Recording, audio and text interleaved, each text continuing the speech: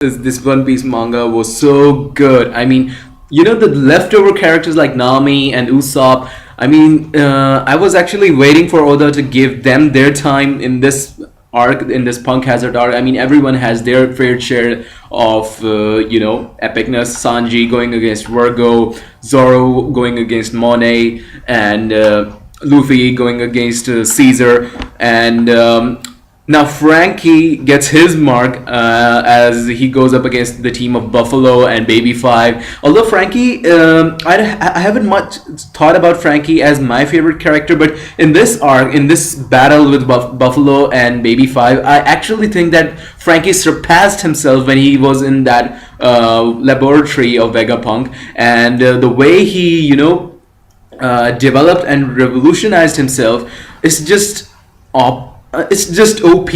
I mean, look at that robot. I mean, nothing is affecting it, and even Buffalo is like, "What's with this guy?" I mean, nothing works on him, and Frankie's like, "It's because you did the unthinkable and tried to steal my cola," and they're actually confused. Cola? What cola? I guess they were talking about Coca-Cola or something, but you never know. Frankie might have proved Coca-Cola to be exact. 25 goes up to being a scythe girl, just like a praying mantis, and she actually manages to cut Frankie's armor, and she actually pierces Frankie's. I guess that's an arm. Yes, that's an arm. Frankie's impressed, and he says that, okay, I'll give you credit for piercing my armor and all, but it's just like a praying mantis who pierces his arm in a warship. You have no chance against me. And out comes the general cannon, the one that Thousand Sunny had, and boom! Baby Five and Buffalo are just blasted away. And this so huge blast. Oh my god. Frankie finally notices someone is lying over there, and he notices that it is Caesar. And he actually wonders what he's doing there, which although confused me at first, but then I remembered that he wasn't, between Law and Luffy when they agreed to capture Caesar alive, or he doesn't know much about what's going on in this island since he hasn't been inside the laboratory and all.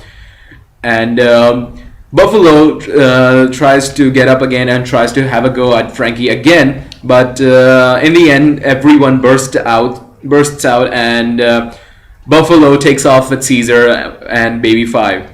And although we see a really, star-eyed Chopper, Usopp, Luffy staring at the big gigantic robot of Frankie, even I would go star-eyed if I saw something like that. I mean, seriously, that was awesome. If you see the manga stream translations, in the ladies' corner, there's written "dead silence." I mean, the ladies aren't impressed, apart from everyone. We get an awesome panel of the Alliance with the Trafalgar Law, Luffy, Zoro, and everyone standing right there. And I actually loved the fact that Oda drew it. I mean, it's like a sign that this alliance is going to be lasting a long time. They see Buffalo, Baby Five, and Caesar going off into the other direction, and Law is about to use his, power, like the room, and do some operation thing or whatnot. But actually, we see Luffy trying to stop Law. That okay, you can actually rest, let our sniper handle it. And actually, there's this token of gratitude from Zoro that don't go looking down on our sharpshooter. I mean, to be acknowledged by the monster trio, one of the monster trio of the crew themselves. I mean, this is the kind of a belief that you have in your Nakama. You remember the CP9 arc, the Enies Lobby arc. Usopp shot down from the Tower of Justice that was almost miles away from the Gates of Justice. That is actually some exceptional sharpshooting right there. Nami joins up with Ussopp, and actually both of them launch into a speech that enemies that have lost the will to fight and fleeing with their tails between their legs, that's our speciality and all. They both are really launching into a brave speech, and Zoro has to be that showstopper guy, and he says, okay, we get it, get on with it. And finally, Usopp brings up his, black kabuto and starts feeding the, shot or whatever, slingshot, whatever you want to say, and it eats up and becomes a big gigantic eating monster or something. Nami goes up with the thunderclouds and throws an egg right into the air with the help of Usopp, and zap! Buffalo, Baby 5, and Caesar all are going down. Later on, Buffalo tries to recuperate from that blast, but Usopp is actually hurling stones at them and different metal rubble and all. Caesar actually brags that, okay, I'm a Logia type, I'm a gas, that so that won't hurt me. That's where Usopp actually gets more epic. I mean, the dialogue. You know what? I will repeat the dialogue. Okay, Caesar, I'll head to Dressrosa, even if that means going on my own. And Usopp says, it's no use. My final bullets are Say Stone handcuffs, and out goes Caesar.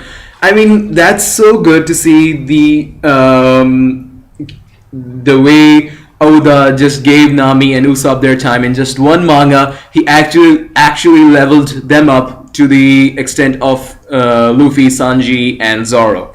And the way Usopp has just this figure up yours, Caesar. I mean, that is so good. I mean, Oda knows how to excite the readers to give them what they need. We get a really weird shadow of a person who says that I overslept a bit.